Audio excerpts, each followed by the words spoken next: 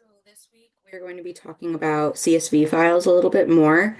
I talked about them a few weeks ago to prepare you guys for one of the parts of Project One, but we're going to do something a little bit different, and one of the components of Lab 9 actually has us using machine learning to do some predictions with CSV values.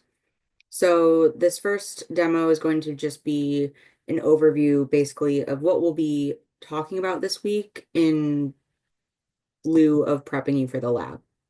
So the objectives of Lab 9, there are three parts to it. There's a part where you are going to merge two CSV files.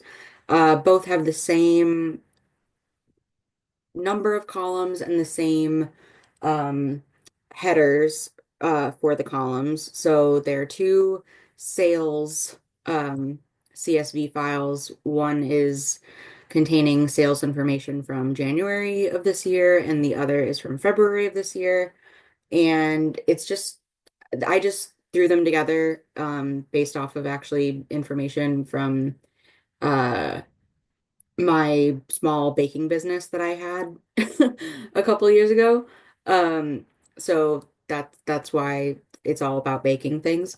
Um, but there's only 10 lines of sales in each of the files just because I didn't want it to be super duper long because in theory, if you can do this one thing with a 10 line long CSV file, you can do it with a 1000 line CSV file. So I want you guys to merge these two CSV files with matching columns.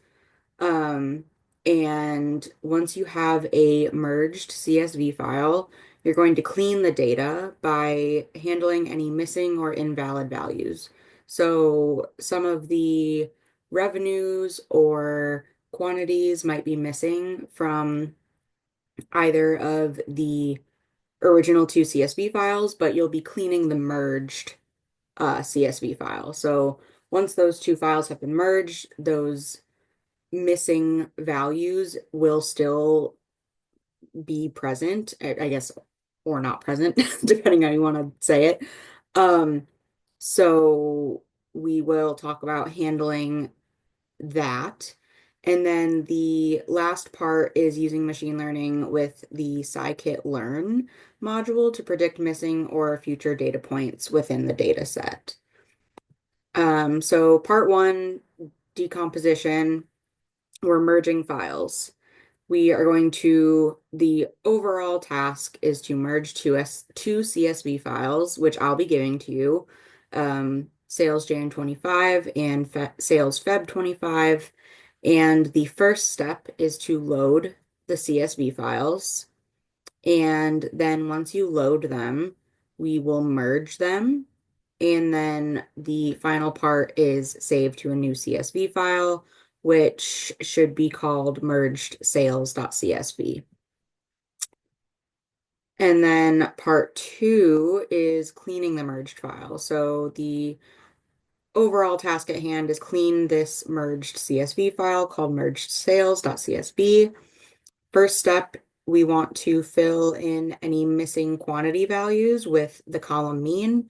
So we're going to be calculating the mean value in our quantity column and then fill any of the spots within the quantity column will then be set equal to that mean. We'll do the same thing for the revenue column.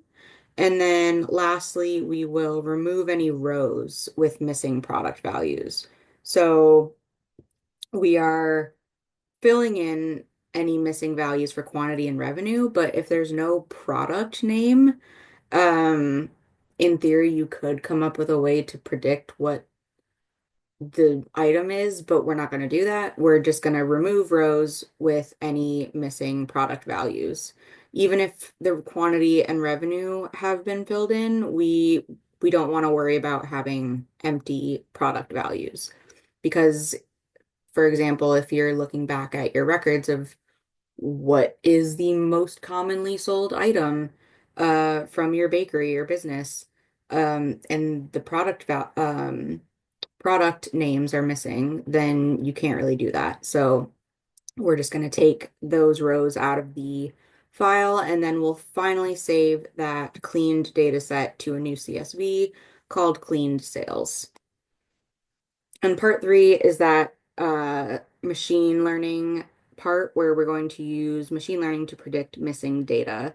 So we're going to load the cleaned data set first, and then we want to separate rows with and without missing revenue. And then we're going to prepare our features, which are going to be called X as a variable, and our target, which is Y.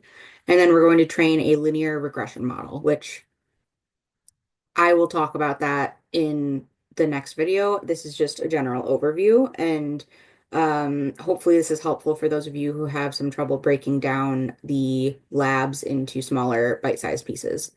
And then lastly, with that trained data, we will predict missing revenue values.